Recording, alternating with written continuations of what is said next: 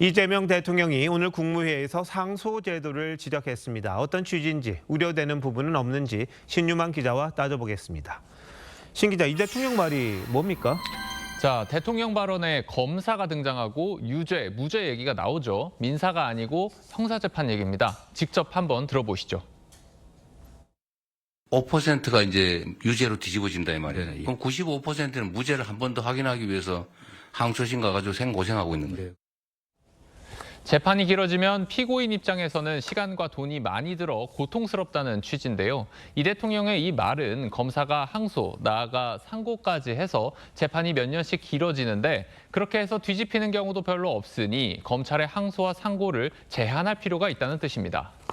여기서 5%라는 수치는 이 1심 무죄에서 2심이 유죄로 바뀌는 확률을 말하는 거잖아요. 그렇다면 그 5%가 감춰져 있던 범죄를 찾아냈다, 이렇게 볼 수도 있는 것 아닙니까? 네, 도이치모터스 사건이 그렇습니다. 주가 조작 사건의 일명 쩐주로 불리는 손모 씨는 1심에서 무죄를 받았지만 2심에서 뒤집혔고 대법원에서 형이 최종 확정됐습니다. 가습기 살균제 업체 전 대표들도 1심에서 무죄를 선고받았는데 지난해 서울고법은 과실치사 혐의로 유죄를 선고했습니다. 현재 대법원이 2심 판결에 대해 파기환송한 상태이긴 합니다. 무엇보다 이 대통령 본인의 공직선거법 위반 사건이 1심 유죄 이후 2심에서 무죄가 나왔지만 검찰 상고로 대법원까지 가서 유죄 취지 파기환송된 일이 있었습니다.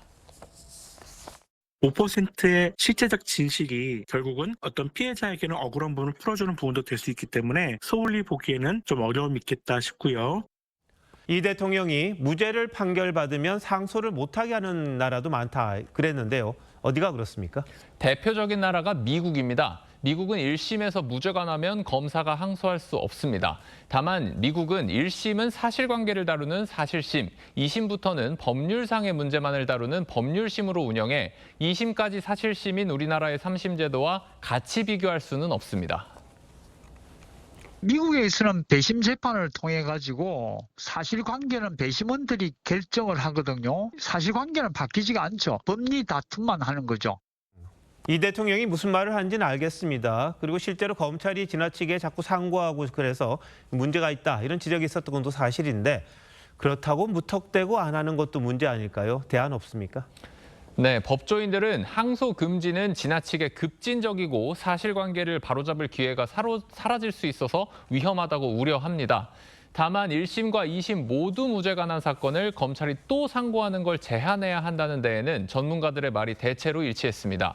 2심 재판도 1심에서 이미 사실관계가 한번 다뤄진 만큼 최대한 절차를 간소화해야 한다는 의견이 많았습니다. 기계적인 항소와 상고 지향하는 게 맞겠습니다만 그렇다고 5%의 범죄자를 놓칠 수 있는 우려도 있을 것 같으니까 제대로 된 안을 좀 찾아봐야겠군요. 신 기자, 잘 들었습니다.